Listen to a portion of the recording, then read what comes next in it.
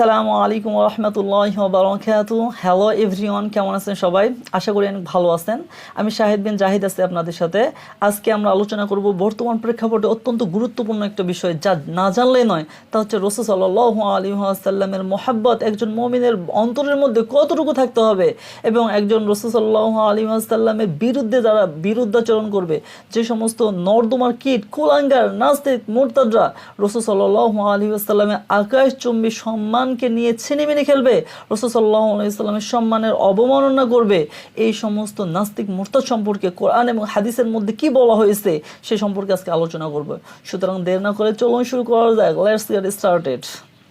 First of all, রাসূল সাল্লাল্লাহু আলাইহি ওয়াসাল্লাম প্রত্যেকটা মোমেনের হৃদয়ের স্পন্দন, প্রত্যেকটা মোমেনের কলিজার টুকরা এবং প্রত্যেকটা মোমেনের একমাত্র ভালোবাসার পাত্র হযরত মুহাম্মদ মুস্তাফা সাল্লাল্লাহু আলাইহি ওয়াসাল্লাম।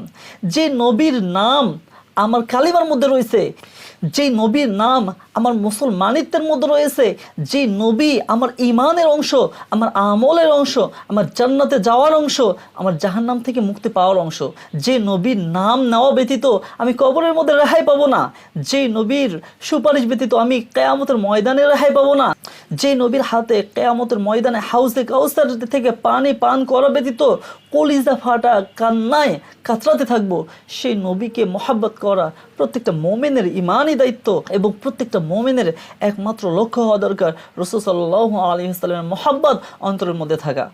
এখানেই তো হযরত মুহাম্মদ মুস্তাফা সাল্লাল্লাহু আলাইহি ওয়াসাল্লাম হাদিস শরীফের মধ্যে বলেন, যে হাদিসটা বুখারী এবং মুসলিম উভয় হাদিস কিতাবের মধ্যে আসছে। বুখারী শরীফের মধ্যে 15 নম্বর হাদিস, মুসলিম শরীফের মধ্যে 177 নম্বর হাদিসের মধ্যে হযরত আনাস রাদিয়াল্লাহু তাআলা থেকে বর্ণিত আছে যে রাসূল সাল্লাল্লাহু আলাইহি ওয়াসাল্লাম বলেন, লা ইউমিনু আহাদুকুম হাত্তা আকুনা আহাব্বা ইলাইহি মিন ওয়ালিদিহি ওয়া ওয়ালাদিহি ওয়ান নাসি আজমাইন। ওই ব্যক্তি ততক্ষণ পর্যন্ত পরিপূর্ণ ঈমানদার হতে পারবে না যতক্ষণ পর্যন্ত সে ব্যক্তি নিজের মা বাবা থেকে, নিজের ছেলে সন্তান থেকে, দুনিয়ার সমস্ত মানুষ থেকে, এমনকি নিজের জীবনের থেকে যে ব্যক্তি রাসূল সাল্লাল্লাহু আলাইহি ওয়াসাল্লামকে বেশি মহব্বত না করবে। সুতরাং একজন মুসলমান হিসেবে প্রত্যেকটা মুসলমানের ইমানি দায়িত্ব রাসূল সাল্লাল্লাহু আলাইহি ওয়াসাল্লামকে অন্তর থেকে মহব্বত করা। সুতরাং কোন নাস্তিক মুরতাদ যদি রাসূল সাল্লাল্লাহু আলাইহি ওয়াসাল্লামকে গালি দেয়, রাসূল সাল্লাল্লাহু আলাইহি ওয়াসাল্লামের সম্মান নিয়ে অবমাননা করে, রাসূল সাল্লাল্লাহু আলাইহি ওয়াসাল্লাম আকাশচুম্বী সম্মানের উপর আঘাত হানে, তাহলে তাদের সম্পর্কে কোরআন এবং হাদিসের মধ্যে কি বলা হচ্ছে চলুন আমরা এক মুহূর্তে দেখে আসি। যারা রাসূল সাল্লাল্লাহু আলাইহি ওয়াসাল্লামকে কষ্ট দিবে, গালি দিবে, রাসূল সাল্লাল্লাহু আলাইহি ওয়াসাল্লামের বিরুদ্ধাচরণ করবে, তাদের সম্পর্কে সূরা আহজাবের 57 নম্বর আয়াতের মধ্যে আল্লাহ রাব্বুল আলামিন বলেন, ইন্নাল্লাযীনা ইউযুনাল্লাহা ওয়া রাসূলাহু, নিশ্চয় যে সমস্ত ব্যক্তি আল্লাহ রাব্বুল আলামিন এবং রাসূল সাল্লাল্লাহু আলাইহি ওয়াসাল্লামকে কষ্ট দেয়, লানাহুমুল্লাহু ফিদ দুনিয়া ওয়াল আখিরা, আল্লাহ রাব্বুল আলামিন তাদের উপর লানত করেন দুনিয়ার মধ্যে এবং আখিরাতের মধ্যে, ওয়া আ'আদ্দা লাহুম আযাবাম মুহিনা, এবং তাদের জন্য নির্ধারণ করে রেখেছেন আল্লাহ রাব্বুল আলামিন অপমানজনক আযাব।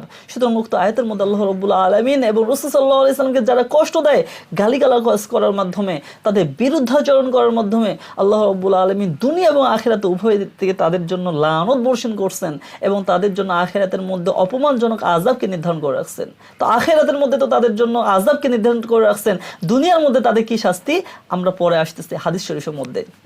অথবা আল্লাহ রাব্বুল আলামিন সূরা তাওবার 63 নম্বর আয়াতের মধ্যে বলেন, আলাম ইয়ালামু মাই ইউহাদিদিল্লাহি ওয়া রাসূলুহু, তারা কি জানে না যারা আল্লাহ রাব্বুল আলামিন এবং রাসূল সাল্লাল্লাহু আলাইহি ওয়াসাল্লামের বিরুদ্ধাচরণ করে, ফাইন্না লাহু নার ওয়া জাহান্নামা, তাদের জন্য রয়েছে জাহান্নামের আগুন, খালিদান ফিহা, এবং তারা সে আগুনের মধ্যে চিরকাল থাকবে, যালিকাল খিজুল আযীম, আর এটা তাদের জন্য হবে মহা লাঞ্ছনাকর। সুতরাং যে সমস্ত ব্যক্তিরা আল্লাহ রাব্বুল আলামিন রাসূল সাল্লাল্লাহু আলাইহি ওয়াসাল্লামের বিরুদ্ধাচরণ করে, তাদের সম্পর্কে আল্লাহ রাব্বুল আলামিন জাহান্নামের আগুনকে নির্ধারণ করে রাখছে, এবং তাদের জন্য এটা মহা লাঞ্ছনাকর এবং অপমানকর। অতঃপর আল্লাহ রাব্বুল আলামিন সূরাতুন নিসার 115 নম্বর আয়াতের মধ্যে বলেন, ওয়ামাই ইউশাকিকির রাসূলা মিন বাদি মা তাবায়্যানা মিনাল হুদা, যে ব্যক্তি রাসূল সাল্লাল্লাহু আলাইহি ওয়াসাল্লামের বিরুদ্ধাচরণ করবে তাদের হেদায়েত প্রকাশ পাওয়ার পরেও, ওয়ায়াত্তাবি গায়রা সাবিলিল মুমিনিন, এবং তারা মুমিনদের পথ অনুসরণ না করে অন্য পথে অনুসরণ করে, নুওয়াল্লিহি মা তাওয়াল্লা, আমি তাকে যেদিকে চাই সেদিকে তাদেরকে ফিরাবো, ওয়া নুসলিহি জাহান্নামা, এবং তাদেরকে আমি জাহান্নামের মধ্যে প্রবেশ করাবো, ওয়াসাআত মাসিরা, এবং তা আবাসস্থল হিসেবে কতই না মন্দ। তো এমন জাহান্নামকে আল্লাহ রাব্বুল আলামিন নির্ধারণ করে রাখছেন যারা রাসূল সাল্লাল্লাহু আলাইহি ওয়াসাল্লামের বিরুদ্ধাচরণ করে, রাসূল সাল্লাল্লাহু আলাইহি ওয়াসাল্লামের অবমাননা করে, সেটা কথার দ্বারা হোক, লেখার দ্বারা হোক, অথবা ভিডিওর দ্বারা হোক। সুতরাং উক্ত আয়াতগুলো দ্বারা বোঝা গেল যারা রাসূল সাল্লাল্লাহু আলাইহি ওয়াসাল্লামের অবমাননা করবে, তাদের রাসূল সাল্লাল্লাহু আলাইহি ওয়াসাল্লামের বিরুদ্ধাচরণ করবে, আল্লাহ রাব্বুল আলামিনের বিরুদ্ধাচরণ করবে, আল্লাহ রাব্বুল আলামিন তাদের জন্য আখিরাতের মধ্যে জাহান্নামের শাস্তিকে রেখেছেন এবং দুনিয়ার মধ্যে তাদের জন্য লানত রেখেছেন। এখন দুনিয়ার মধ্যে শুধুমাত্র লানত নাকি, যারা আল্লাহ রাসূল সাল্লাল্লাহু আলাইহি ওয়াসাল্লামকে বাজে মন্তব্য করবে, রাসূল সাল্লাল্লাহু আলাইহি ওয়াসাল্লামকে গালি দিবে, তাদের সম্পর্কে হাদিস শরীফের মধ্যে কি বলা হচ্ছে আসুন আমরা জেনে নেই।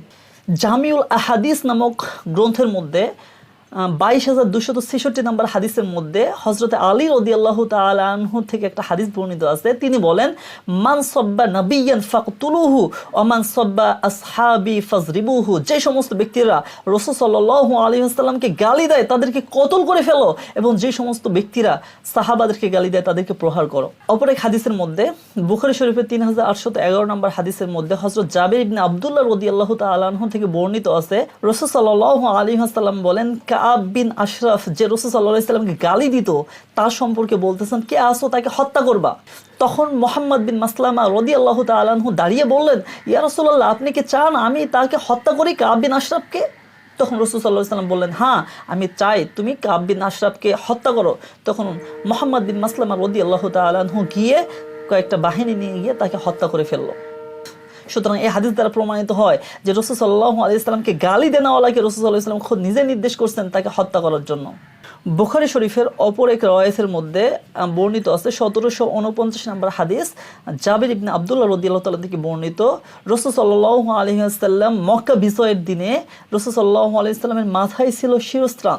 তখন এক সাহাবী এসে রাসূল সাল্লাল্লাহু আলাইহি ওয়াসাল্লামকে বলল, ইয়া রাসূলুল্লাহ, ইবনে খাতাল তো কাবার গিলাফ ধরে বসে আছে। তো ইবনে খাতাল ছিল যে রাসূল সাল্লাল্লাহু আলাইহি ওয়াসাল্লামকে গালিগালাজ করতো, বিভিন্নভাবে কষ্ট দিত, রাসূল সাল্লাল্লাহু আলাইহি ওয়াসাল্লামের নামে কুৎসা রটায় বেড়াইতো। তখন রাসূল সাল্লাল্লাহু আলাইহি ওয়াসাল্লাম বললেন, সে কাবার গিলাফ ধরে থাকলেও তাকে গিয়ে হত্যা করো। অতঃপর তাকে হত্যা করা হলো। ইবনে হাজার আসকালানী রহিমাহুল্লাহ ফতেহুল বারী নামক গ্রন্থের মধ্যে বুখারী শরীফের যেটা প্রসিদ্ধ সরা, সেটার মধ্যে লেখেন যে রাসূল সাল্লাল্লাহু আলাইহি ওয়াসাল্লাম কেন নির্দেশ দিলেন যে কাবার গিলাফ ধরে সে তো তওবা করতেছে, তারপরও তাকে কেন হত্যা করার হুকুম রাসূল সাল্লাল্লাহু আলাইহি ওয়াসাল্লাম দিলেন? এর উত্তরে বলা হয়েছে, যেহেতু রাসূল সাল্লাল্লাহু আলাইহি ওয়াসাল্লামের মর্যাদা, মান মর্যাদাকে রক্ষা করাটা প্রত্যেকটা মুমিনের দায়িত্ব, আর এটা যেন নজির হয়ে থাকে, এই জন্য রাসূল সাল্লাল্লাহু আলাইহি ওয়াসাল্লামকে যে গালি দিবে, পৃথিবীর সমস্ত জিনিসের মধ্যে কম্প্রোমাইজ আছে, কিন্তু রাসূল সাল্লাল্লাহু আলাইহি ওয়াসাল্লামের মান মর্যাদার বিরুদ্ধে যে কথা বলবে, রাসূলকে যে গালি দিবে, তার কোনো কম্প্রোমাইজ নাই, সে তওবা করলেও তাকে হত্যা করে ফেলতে হবে।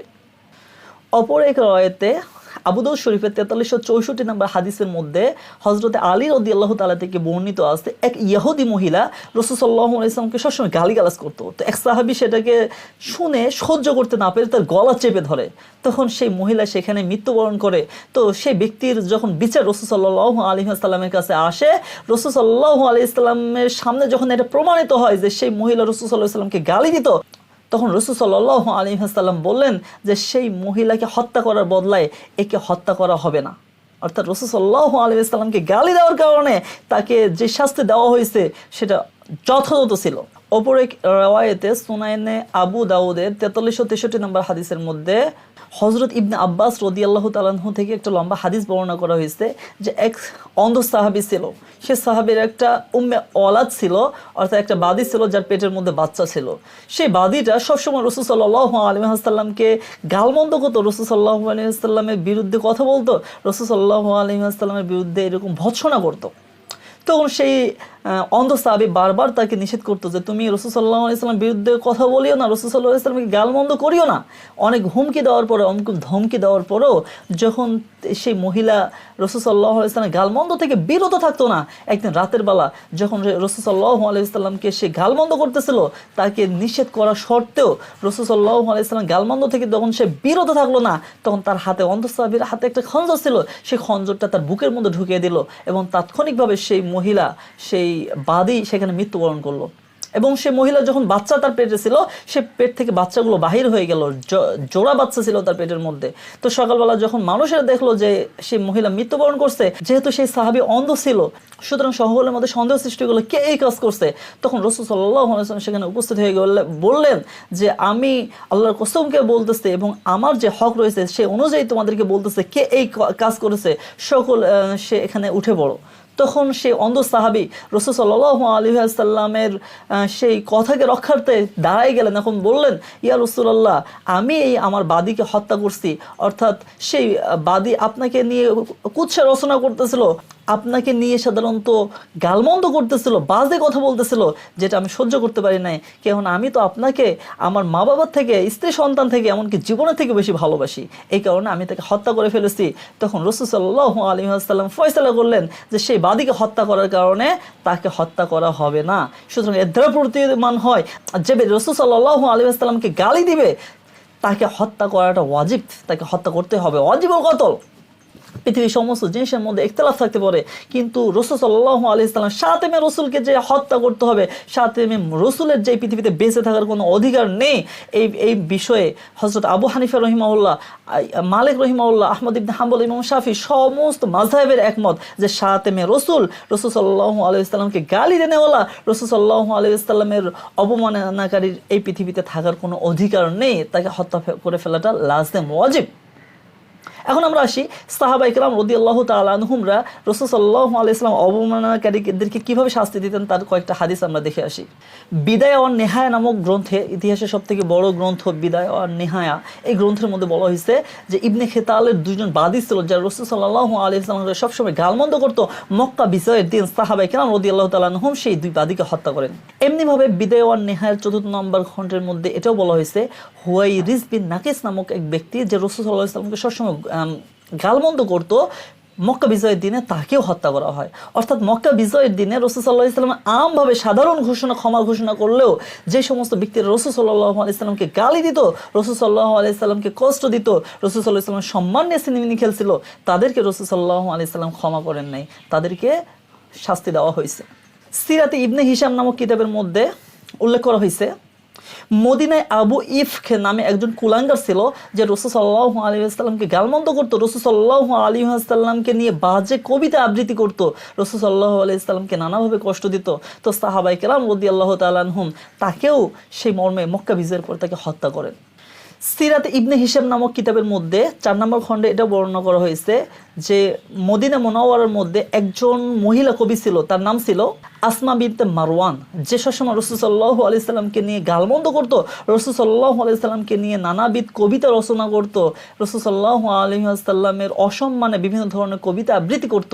তো রাসূল সাল্লাল্লাহু আলাইহি ওয়াসাল্লামের এই অবমাননাকে সহ্য করতে না পেরে সাহাবায়ে কেরাম রাদিয়াল্লাহু তাআলা আনহুম তাদেরকে কতল করে দেন, তাকে হত্যা করেন। এই সংবাদ যখন রাসূল সাল্লাল্লাহু আলাইহি ওয়াসাল্লামকে জানানো হয় তখন রাসূল সাল্লাল্লাহু আলাইহি ওয়াসাল্লাম খুবই খুশি হন যে তোমরা সঠিক কাজ করেছো, এর পৃথিবীতে বেঁচে থাকার কোনো অধিকার ছিল না। এই জন্য দুনিয়ার মুসলমান পৃথিবীর মধ্যে সমস্ত জিনিসের মধ্যে কম্প্রোমাইজ হতে পারে, রাসূল সাল্লাল্লাহু আলাইহি ওয়াসাল্লামকে যে অবমাননা করবে, রাসূল সাল্লাল্লাহু আলাইহি ওয়াসাল্লামের বিরুদ্ধাচরণ যারা করবে, তাদের এই পৃথিবীতে বেঁচে থাকার কোনো অধিকার নেই। মক্কার কাফেররা যেখানে রাসূল সাল্লাল্লাহু আলাইহি ওয়াসাল্লামকে আল আমিন উপাধি দিয়েছিলেন, রাসূল সাল্লাল্লাহু আলাইহি ওয়াসাল্লামের চরিত্র নিয়ে কোনো ধরনের কুৎসা রচনা করার তাদের সামর্থ্য হইতো না, রাসূল সাল্লাল্লাহু আলাইহি ওয়াসাল্লামের সম্মান হানি করার মতো সাহস তাদের হইতো না। যেখানে খ্রিস্টান বাদশা নজ্জাশীর কাছে মক্কার কাফেররা রাসূল সাল্লাল্লাহু আলাইহি ওয়াসাল্লামের বিরুদ্ধাচরণ করার জন্য সেখানে তারা যান, কিন্তু যাওয়ার পরে যখন নজ্জাশী তাদেরকে রাসূল সাল্লাল্লাহু আলাইহি ওয়াসাল্লামকে সম্পর্কে জিজ্ঞাসা করেন, তো সেখানে তারা রাসূল সাল্লাল্লাহু আলাইহি ওয়াসাল্লামের উন্নত চরিত্র এবং সৎ চরিত্র এবং ন্যায়পরায়ণতার স্বীকৃতি দান করতে বাধ্য হন।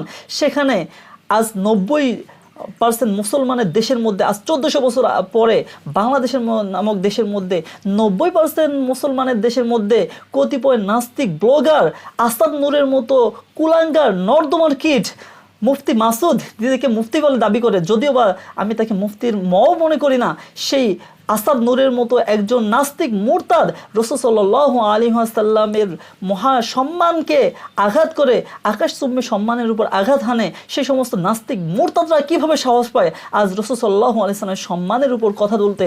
রাসূল সাল্লাল্লাহু আলাইহি ওয়াসাল্লামকে কিভাবে মরুভূমির ডাকাত বলতে পারে? রাসূল সাল্লাল্লাহু আলাইহি ওয়াসাল্লামকে কিভাবে ধর্ষক বলতে পারে? রাসূল সাল্লাল্লাহু আলাইহি ওয়াসাল্লামকে কিভাবে অসৎ চরিত্রের অধিকারী একজন ব্যক্তি হিসেবে, রাসূল সাল্লাল্লাহু আলাইহি ওয়াসাল্লামকে কিভাবে এই পৃথিবীর মধ্যে যত হাঙ্গাম ফাসাদ হচ্ছে তার মূল দায়ী একমাত্র রাসূল সাল্লাল্লাহু আলাইহি ওয়াসাল্লামকে করতে পারে? এদের সাহস হয় কিভাবে? এদেরকে ইন্ধন দিচ্ছে কারা? এই সমস্ত কুলাঙ্গারদের পিছনে কারা আছে? এই সমস্ত কুলাঙ্গাররা এত সাহস পায় কিভাবে?